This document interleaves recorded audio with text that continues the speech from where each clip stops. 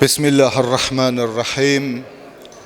Elhamdülillahi Rabbil alemin. Vessalatu vesselamu ala seyyidina habibi kulubina, şefi'i zunubina, Ebil Qasim Muhammed. Salli ala ve ala alihi tayyibin tahirin el ma'sumin el mukarremin. Rabbi şirah li sadri ve yassir li emri ve hlul uqdeten min lisani yefkahu kavli. قال الله تعالى في محكم كتابه وذروا ظاهر الإثم وباطنه إن الذين يكسبون الإثم سيجزون بما كانوا يقترفون آمنا بالله وصدق الله العلي العظيم. Esselamu aleyküm ve rahmetullahi ve berekatuhu.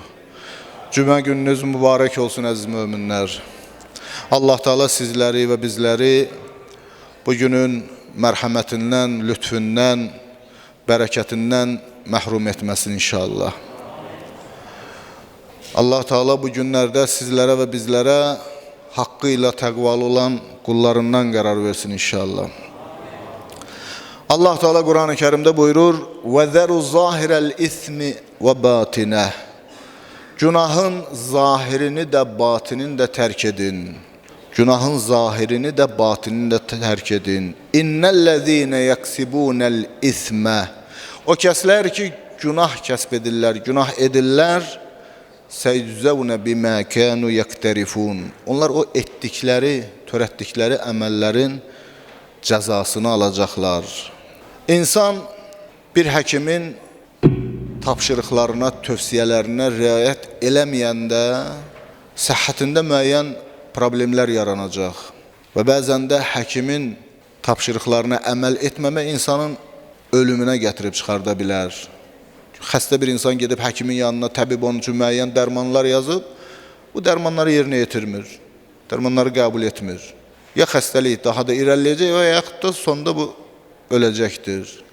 Eləcə də insan ilahi əmirlərə riayət etmədikdə, ilahi əmirlərə müxalif çıxdıqda, yəni günahlar etdikdə insanın ruhunda müəyyən problemlər yaranacaq və yaxud da insan ruhən ölü bir insana çevriləcək. Bizim yaxşı və pis əməllərimiz 3 mərhələdən ibarət, 3 mərhələnin birindədir yəni. Birinci mərhələ hal mərhələsidir. Hal mərhələsi nədir? Hal mərhələsi elə bir mərhələdir ki, insan bu mərhələdə, məsələn deyək ki, yaxşı işlərə nisbətdə bəzən içində bir iman hiss eləyirsən, şövq hiss eləyirsən. Məsələn, gəlirsən məsciddə oturmuşsan, moizəyə qulaq asırsan, hansısa bir məsciddə xətib danışır, ürəkdən gələn bir sözlər deyir və ürəyə təsir eləyir, qəlbə təsir eləyir. Səbəb olduqca nəticə burada özünü göstərir. Amma görürsən, bəzən məscidin qapısından ki çıxdın, o bəlkə halların hamısı aradan getdi. Sahabə bir gün gəldi Həzrət Rasulullah sallallahu aleyhi və səlləmin yanına. Salavat zikr edək.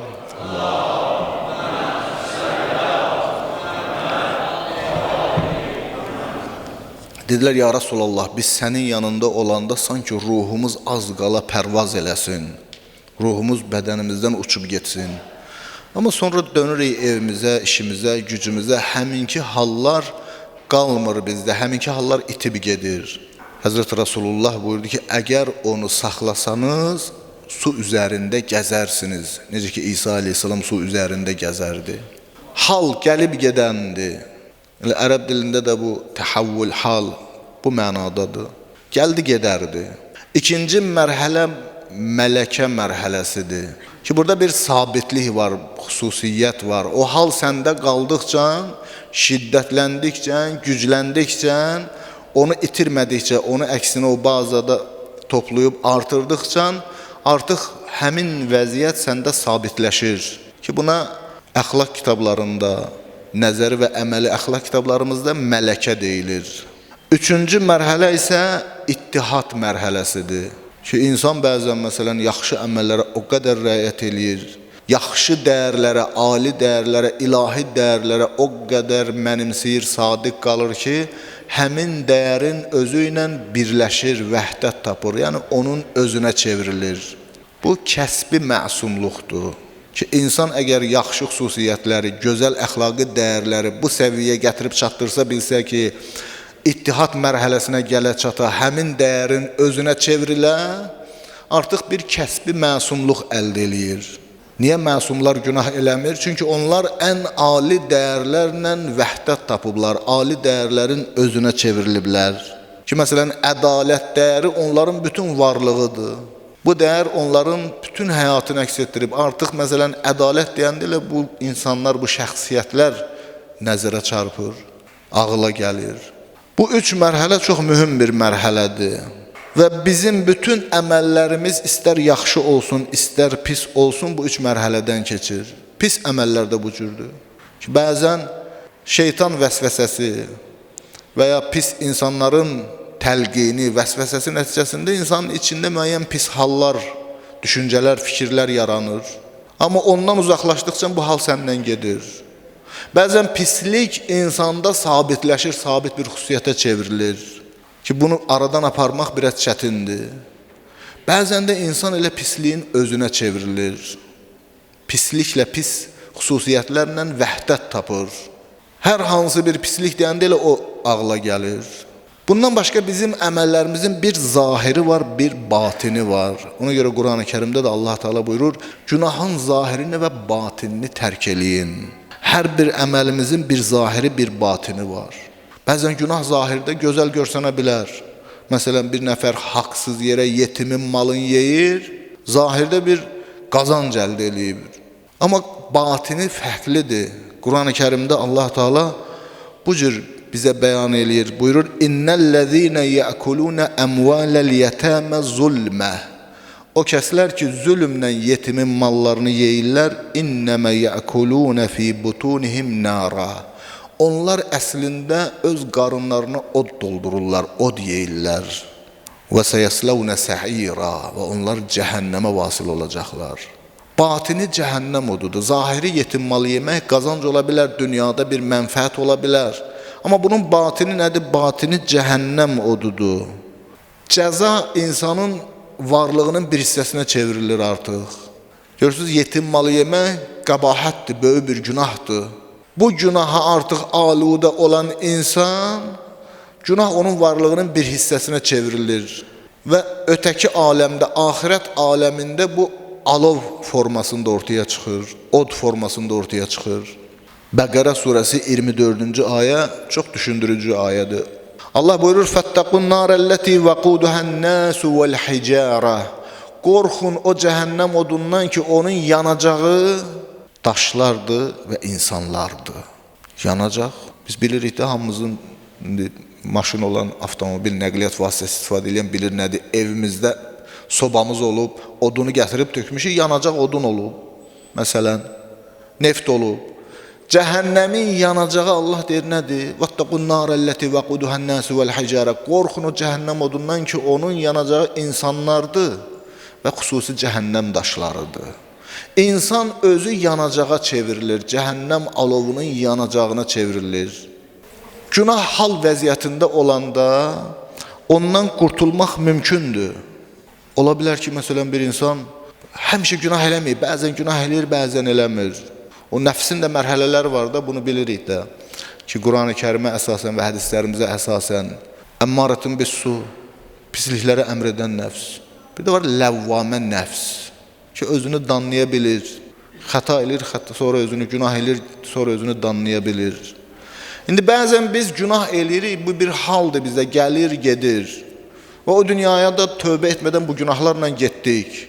Mümkündür bərzəx aləmində, qəbr aləmində bu təmizlənsin. Qəbr əzabı, bərzəxin əzabını biz orada dadaq və qiyamətin günündə qiyamət səhnəsinə, o məhşər ayağına pak şəkildə, günahdan təmizlənmiş şəkildə gələk. Bəzən mümkündür ki, günah mələkə səviyyəsindədir, sabitləşib bizdə. Bu günahla da ölüb getdik, qəbr əzabı təmizləyə bilmir bizi. Gəlib ahirətdə, cəhənnəmdə bir müddət cəhənnəm əzabını dadıb, ondan sonra qayıda bilərik, təmizlənib qaydacağıq. Allah eləməsin ki, insan birdən o ittihad mərhələsinə çata ki, günahın özünə çevrilə, pisliklərin özünə çevrilə, artıq bu insan cəhənnəmdə əbədidir, bunun təmizlənməsi də qeyri-mümkündür. Allah Teala Bəqqərə surəsi 81-ci ayədə buyurur, deyir: "Bələ mən kəsəbət seyyiətən." Şübhəsiz o kəs ki, günah əməl eləyə, pis bir iş görə. "Və əhatət bihi xati'ətuhu." Günahı da onu tamam əhatə eləyə. Yəni günahın özünə çevrilə, günahla ittihad tapa, vəhdət tapa. "Və əhatət bihi xati'ətuhu fəuləykə əshabun nar." Onlar cəhənnəm əhlidirlər. Bu ilə bitir? Yox. "Hum fiha xalidun." Və onlar orada əbədi qalacaqlar. Bütün əməllərimizdə bu üç mərhələnin birindəyik. Təcəssümül əmal deyilən bir nəzəriyyə var dinimizdə. Əslində bu nəzəriyyə deyil, bir həqiqətdir. Quran-ı Kərim ayələrindən başa düşülən budur ki, qiyamətin günündə bizə veriləcək cəza, insana veriləcək cəza və ya insana veriləcək mükafat əslində onun əməllərinin batinidir. Bu dünyada yaxşı əməllər edib zahir gördüklərimizdir. Batini cənnətdəki mükafatlarındır. Pis işlər görmüşüksə əgər, zahiri burada şəriətimizin bizə dediyi günahlardır və ya müəyyən pis işlərdir ki, bunun axirətdəki batini cəhənnəm odudur. İmam Cəfər Sadiq əleyhissalam namaz barəsində danışır, namazın batinini, həqiqətini bizə çatdırır. Buyurur ki, əgər bir bəndə vaxtında adabına və qaydasına əməl edərək namaz qılarsa, namaz nurani bir şəkil alar. Hörmətli bir mələk o nuru səmaya qaldırar. Həmin o nurani varlıq dilə gəlib deyər: "Hafəzəkallah kəmə hafəztəni." Məni qoruduğun kimi Allah səni də qorusun. Məni möhtərəm bir mələyə əmanət verdiyin kimi Allah da səni gözəl və hörmətli, şərəfli bir yerdə qərarlaşdırsın.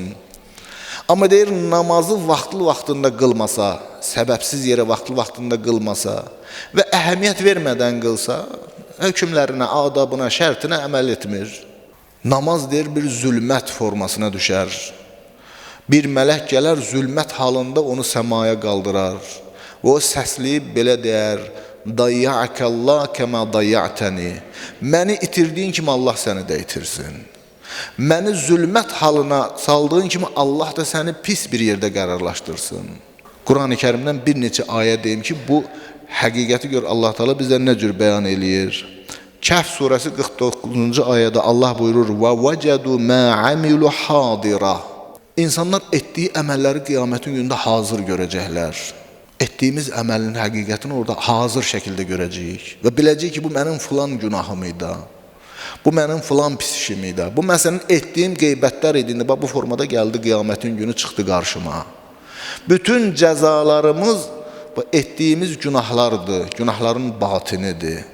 Və bütün əldə edəcəyimiz mükafatlar da nədir? Etdiyimiz yaxşı əməllərin batinidir. Digər bir ayədə buyurur: "Yevmə tecidu kullu nefsin ma amilet min xeyrin muhdara." Qiyamət günü elə bir gündür ki, hər kəs etdiyi hər bir xeyir əməli hazır görəcək. Və ma amilet min su'in, və etdiyi pis əməli də hazır görəcək. Amma insan orada nə arzulayacaq? Təvəddü ləv ənə beynəhə və beynəhu əmədən bəida. Arzulayacaq, ey kaş bu pis əməldən mən uzaq oluydum. Bununla mənim aramda uzun bir zaman oluydu. Amma orada təmənnanın artıq bir faydası yoxdur. Artıq çox gecdir. Demək ki, əməllərimiz bizim mükafat və ya cəzamızı formalaşdırır. Və bu ayələri və digər hədisləri nəzərdən keçirdikdə ümumiyyətlə günah barəsində bunları qeyd edə bilər ki, çox mühüm nöqtələrdir ki, bunlara diqqət edək. Ki, birincisi budur ki, günahları ki biz edirik, elə o anda bizim cəzamız formalaşır. Günah etdiyimiz anda cəza formalaşır. Mükafat etdiyin halımızda mükafat formalaşır. O Həzrəti Rasulullah sallallahu aleyhi və səlləmin Allahümmə salli Muhammed və ali Muhammed sahabələr arasında əyləşib Allah Resulü burada: "Mən qalə la ilahe illallah ğuriset lehu fil cenneti şəcara." Hər kəs la ilahe illallah deyərsə onun üçün cənnətdə bir ağac əkilər. Bir kəlmə cənnətdə deyil, bir ağac əkilər. Sahabələrdən biri dedi: "Ya Resulallah, maşallah cənnətdə bizim onda çox ağaclarımız var. Biz hər gün elə bu zikri deyirik, la ilahe illallah deyirik." Həzrət buyurdu ki, əgər günah edib od göndərib yandırmasanız, yəni günah etdiyin halda od göndərib o mükafatımızı da orada yandırırıq. Cəzamız əməlimizin batinidir.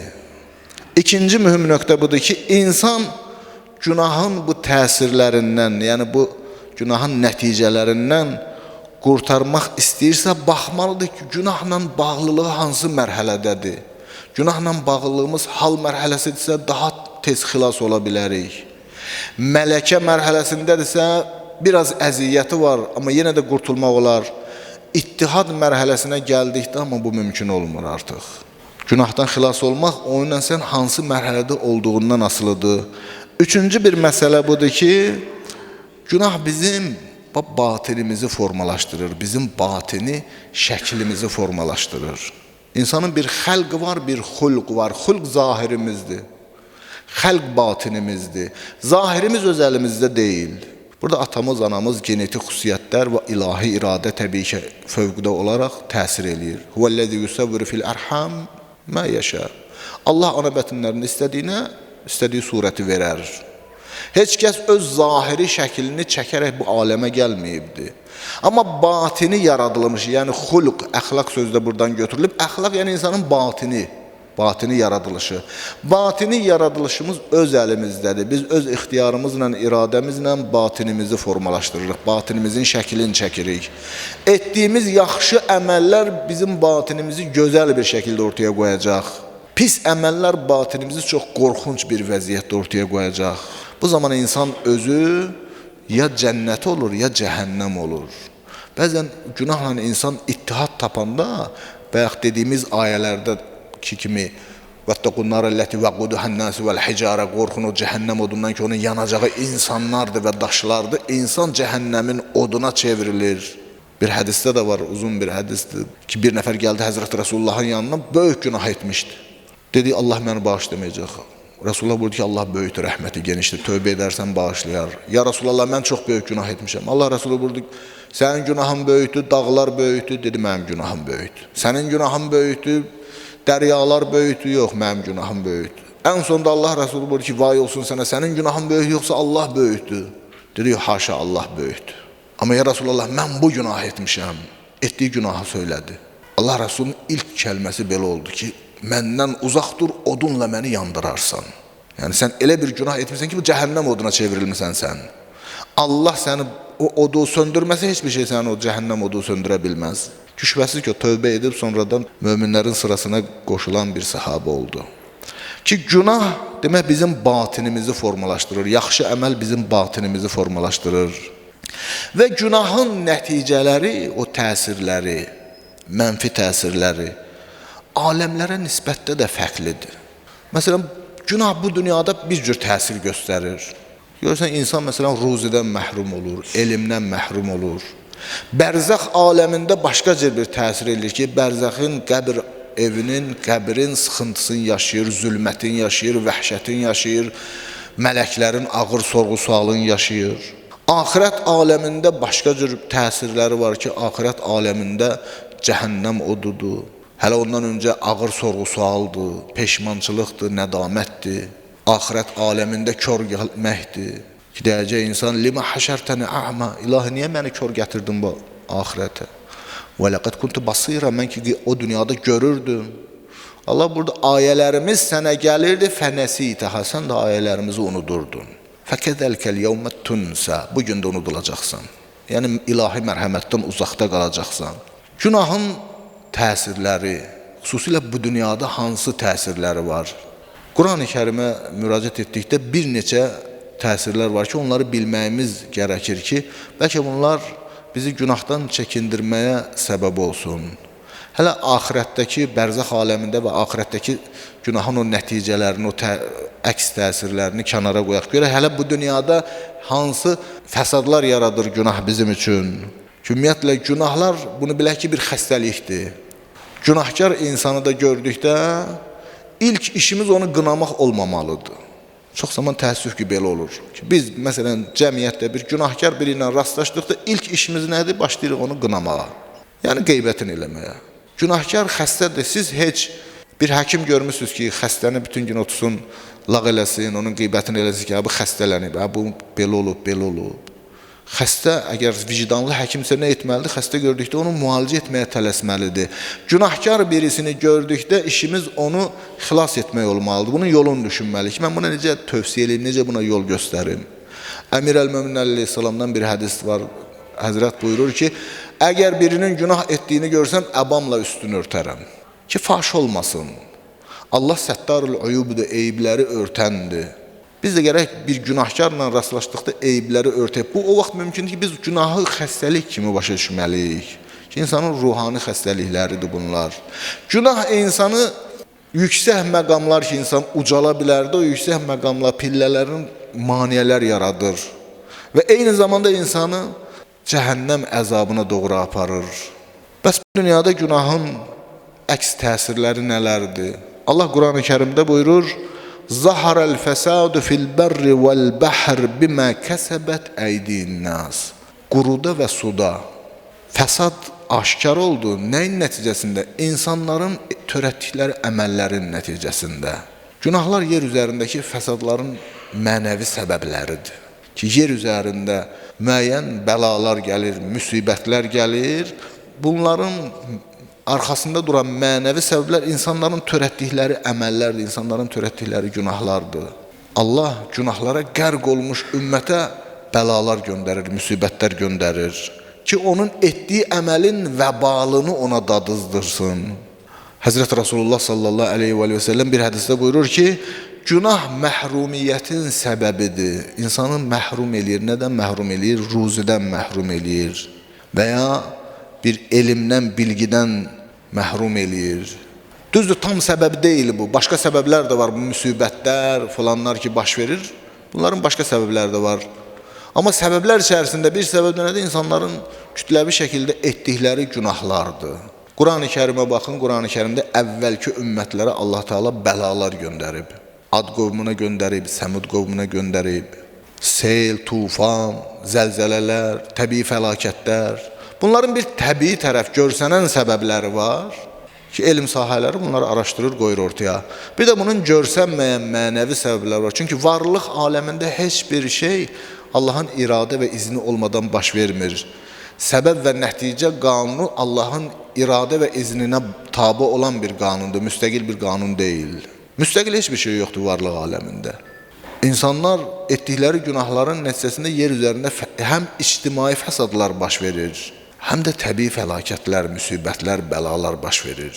Məsələn, bir hədisdə də buyurulur ki, insanlar əvvəlcə etmədikləri yeni bir günah etdikdə, yeni bir günah icad etdikdə ki, qədimdə heç kəs belə bir günah hələ etməyib. Allah da onlara tanımadıkları yeni bir bəla göndərər. Ki, əvvəl heç bir qövmə Allah o bəlanı göndərməyib. Günah etdikcə insanda məhrumiyyətlər yaranır. Həzrət Rasulullah buyurur ki, İttəquz zunub, günahdan çəkinin, qorxun. Çünki günahlar bütün xeyirləri aradan aparar. Bir bəndə deyir, günah eləyər, elmini itirər, bildiyi bir bilgini itirər. Və yaxud da günah edər, bir ruzidən məhrum olar.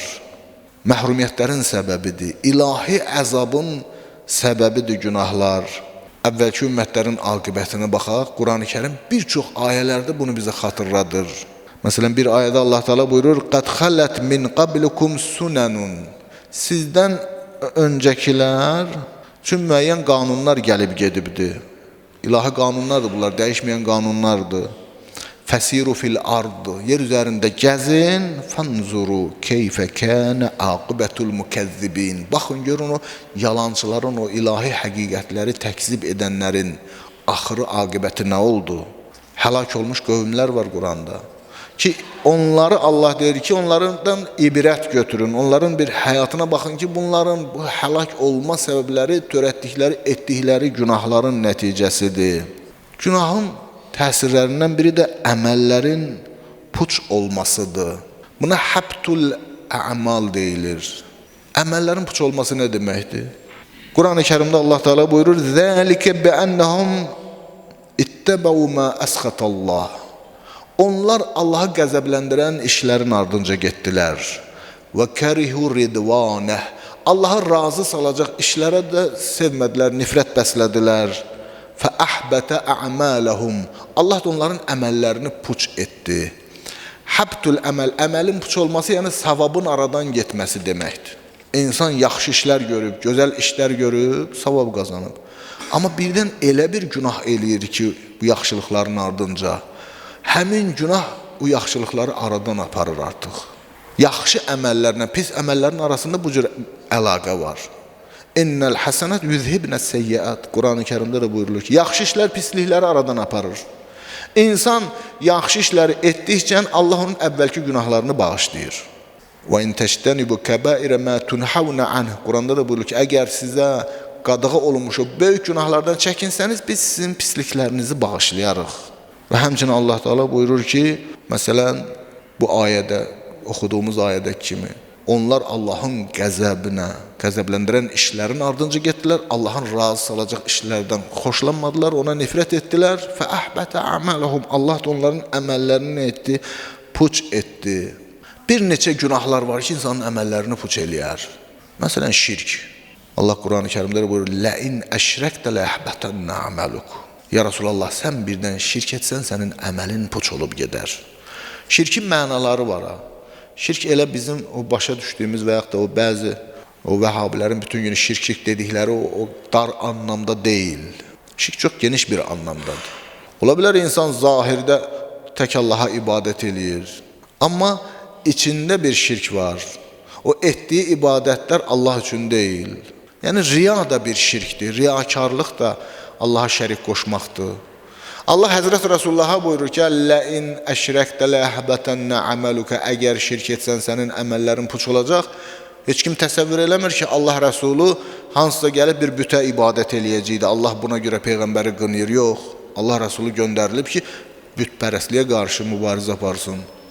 Bütlərə dava açan birisi necə gedib bütlərə ibadət edərdi? Bu gizli mənada olan o şirkdən gedir söhbət ki, riyadan gedir söhbət ki, bir zərrə məndən qeyrisi üçün insan ibadət etsə, ləhbətənnə əməluka, əməlin puç olacaq, heç olacaq. Başqa bir ayədə Allah Teala buyurur, وَقَدِمْنَا مَا عَمِلُوا فَجَعَلْنَاهَا هَبَاءً مَنْثُورًا. Biz onların etdikləri əməlləri gətirib nədik? Toz elədik, heç elədik. Narın toz olur, belə səmaya atırsan belə havaya, yerə də düşmür. Çünki çox yüngüldür, çəkisi çox, heç olur gedir. Palas çırpanda görmüsünüz də. Bir çox əməllər, insanın əməlləri qiyamət günü o cür heç olub gedəcək. İnsan bir qucaq əməllə gələcək ki, ilahib gəlmişəm, bax bunları etmişəm, bunları etmişəm, bunları etmişəm. Allah zahirə baxmayacaq, batinə baxacaq, içinə baxacaq, arxasındakı niyyətə baxacaq, məqsədə baxacaq. İnnəllah lə yunzur ilə suvarikum. Hədisdə də buyurulur ki, Allah sizin zahirinizə, surətlərinizə baxmaz, qəlblərinizə baxar, niyyətlərinizə baxar. Əgər bizlərdə riya varsa, Allahdan qeyrisi üçün bir məqsəd varsa o əməldə, Allah neyər? Heç eləyəcək o əmələ. Həbt olub gedəcək, puç olub gedəcək. Umurduq ki, onlardan savab qazanacaq, bir də görəcək ki, umduğumuz əməllər heç olub ki, puç olub ki. Mən sizdə qorxu yaratmaq istəmirəm ha. Amma həqiqət də budur. Allahın rəhmətinə sığındığımız kimi, Allahın qəzəbindən də qorxmağımız gərəkir. Xavf və rəca, qorxu və ümid arasında balans yaratmaq lazımdır. Etdiyimiz əməllərə diqqət eləyək. Kəmiyyətə deyil, keyfiyyətə daha çox baxaq. Ki, etdiyimiz əməllərdə Allahdan qeyrisinə aid bir şey olmasın. Bir hədis-i qüdsüdə Allah Teala belə buyurur. Deyir, mən ən xeyirli ortağam. Ən xeyirli ortaq nədir? Yəni, ən xeyirli şərik. Biri ilə şərik olursan, bir ticarət işi görürsən. Mənfəət gəlir, bölünmək vaxtı çatanda, adam neyinir? Öz payına düşəni də sənə verir. Deyir, mən istəmirəm, qoy bu da sənin olsun. Sən deyirsən, onda bu ən yaxşı ortaqdır ki, ən xeyirli ortaq budur. Özünə düşən payı da mənə verdi. Allah buyurur, mən ən xeyirli ortağam. Əgər bəndə həm mənim üçün bir işi görə, həm də orada başqası üçün də eləyə o işi, yəni gördüyü işdə həm məni nəzərə ala, həm də başqa məqsədi ola, mənim üçün etdiyi hissəsini verərəm o başqasına. Allah xalis istəyir bizdən əməli, bütöv istəyir bizdən əməli. Ona görə də şirk əməlləri puç edəndir. İslamdan çıxmaq, irtidat, mürtəd olmaq. Ki, Quran-ı Kərimdə də buyurur, və mən yərtədid minkum ən dinihi. Sizlərdən hər kəs dinindən çıxarsa və ölərsə kafir olaraq ölər, fəuləikə habitət ə'maluhum. Onların əməlləri puç olub gedəcəkdir, dünyada və axirətdə. Dünyada etdikləri əməldə, axirətdə etdikləri əməldə heçdir. Və ulaika ashabun nar hum fiha xalidun. Onlar cəhənnəm əhlidirlər və orada əbədi qalacaqlar. Və mən ibtəğirəl İslami dinən fələn yuqbələ minhu. Hər kəs İslamdan qeyri bir dini seçərsə əməli qəbul olunmaz. Sən müsəlman İslamdasan, İslam dinindəsən, həqiqəti bilirsən ki, bu din haqq dindir, hansısa marağa görə bu dinindən imtina etdin. Allah sənin bütün əməlləri puç eləyər o zaman. Həm dünyada etdiklərin heç olacaq, axirətdə də gələsən, heç bir şey əldə eləyənməyəcəksən. Əməlləri puç edən günahlardan birisi də nədir? Məsələn, küfürdür, dünyaya bağlılıqdır, dünyaya meyilli olmaqdır.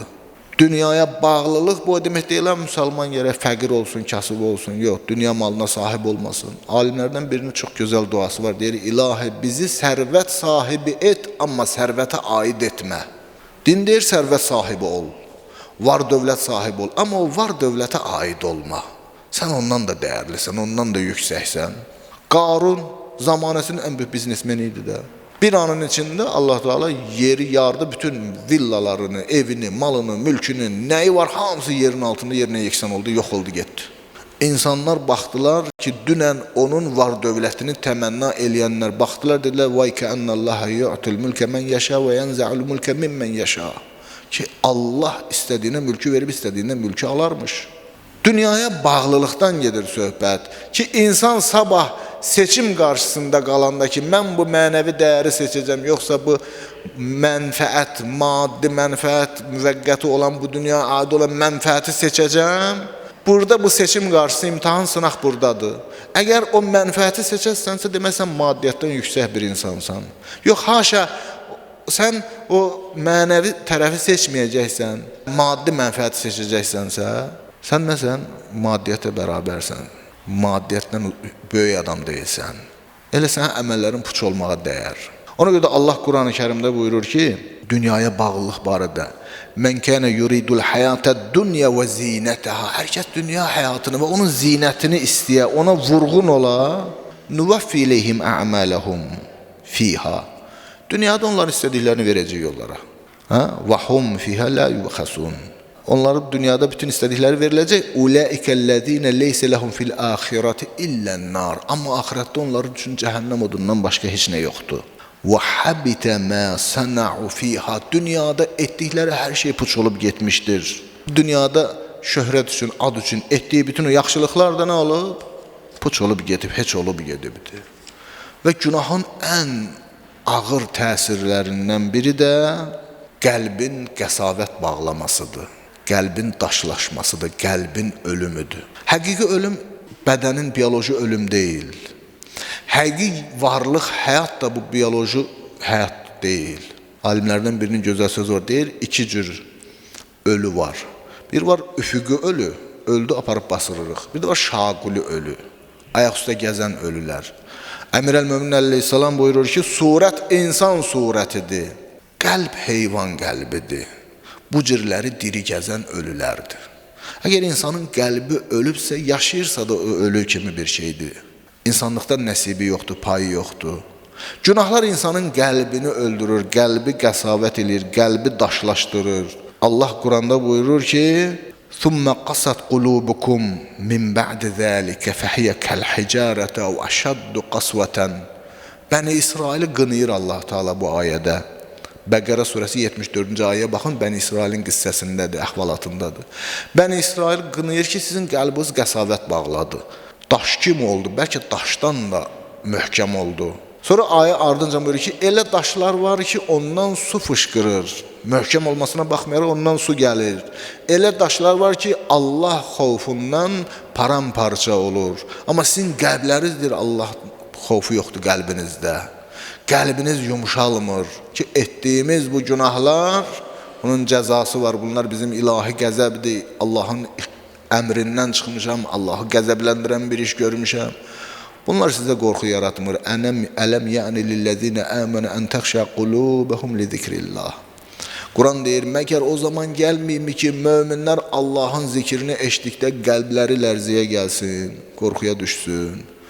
Qəlb qəsavət bağlayanda insan Allahın zikrindən də ləzzət ala bilmir. Moizədən ibrət ala bilmir. Namazlarında xuşu və xuzunu itirir. Daimən özündə bir gərginlik hiss eləyir. Özünü fəqir hesab eləyir. Dünyanı da ona versən yenə gözü doymayacaqdır. Günah gətirib insanın qəlbini bu cür qəsavət bağlatdırır. Və Quran buyurur ki, vaylun lil qasiyyəti qulubuhum.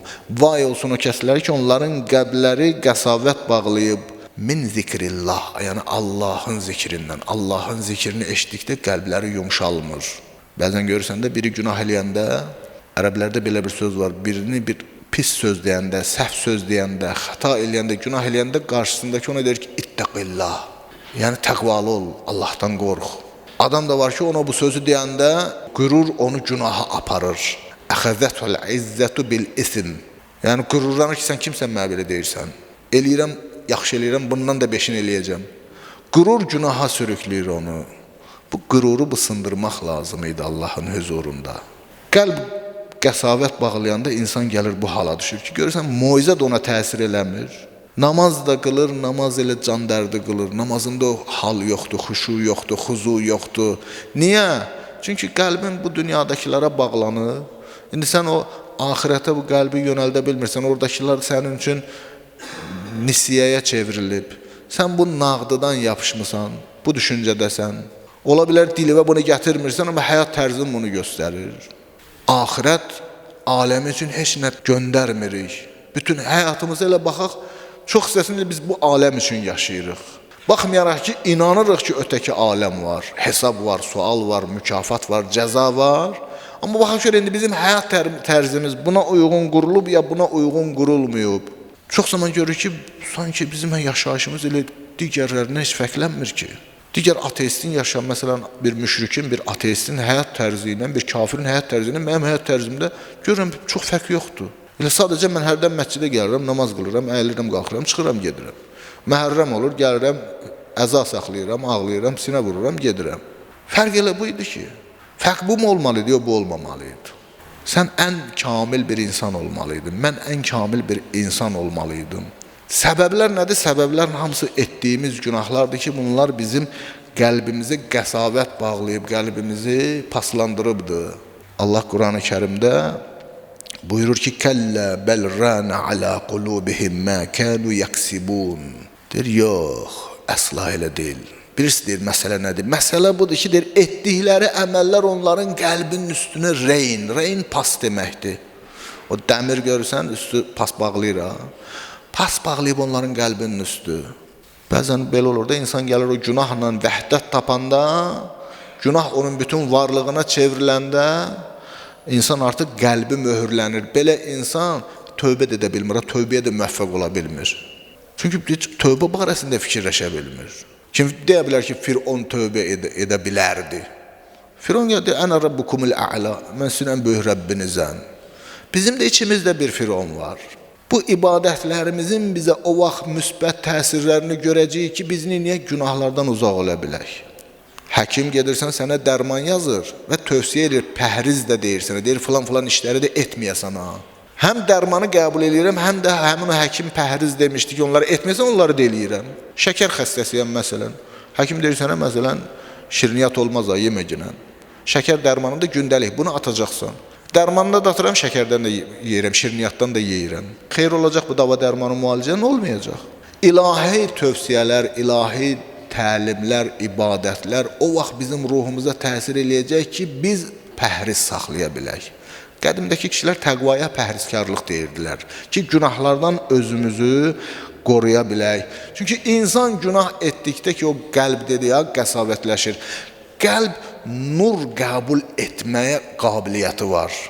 Qəlb Allahın hərəmidir, qəlb Rəhmanın ərşidir. Mələklər ilahi nuru bu qəlbə gətirir.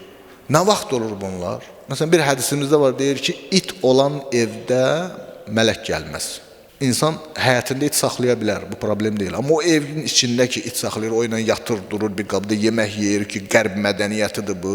İndi bizə də sirayət eləyib, bizim cəmiyyətdə də buna rast gəlirik tez-tez. Hədis deyir, it olan evdə mələk olmaz. Bu hədisin zahiri. Buna əsasən də fəqihlərimiz məsələn deyir ki, evdə it saxlamaq olmaz. Bir də hədisin bir batini mənası var. Böyük əxlaq alimi Mövlana Məhəmməd Məhdi Nəraqi Cami Saadət kitabında bu hədisə bir mənəvi izah verir. Deyir ki, evdən məqsəd qəlbdir. İtdən məqsəd pis xüsusiyyətlərdir. Nə qədər ki, bu qəlbdə pis xüsusiyyətlər var, elə günah var, günah düşüncəsi var, mələklər ilahi nuru bu qəlbə gətirməyəcək. Mələklər bu evə enməz. O vaxt enəcək ki, sən bunu niyəsən, təmizləyəsən, qovasan, çıxardasan pis xüsusiyyətləri qəlbindən. Nur qəbul etmə qabiliyyəti var qəlbimizin. Amma qəlb qəsavət bağlayanda, günahlarla dolduqda artıq nur oradan çəkilir və azğınlıqlar, inhiraflar, fəsadlar o qəlbə dolur. Allahdan istədiyimiz budur ki, Allah Teala bizi günahlardan çəkinən qullarından qərar versin inşallah. Biraz vaxtınızı çox aldım, üzürlü biləsiniz. Mövzu geniş olduğu üçün hər şeydə çatdıra bilmədik. Allah Teala bizi Allaha layiqincə itaət eləyən, Allahın haram buyurduqlarından çəkinən, qəlbini Allahın hərəmi üçün hazır eləyən qullarından qərar versin inşallah. Bütün dualarımızın barəmizdə xeyirli olan, dilimizə gələn, gəlməyən, qəlbimizdən keçən dualarımızın müstəcab olması üçün Xanım Fatimə-i Zəhra salamullah aleyhanın pak mütəhər ruhuna salavat zikr edək.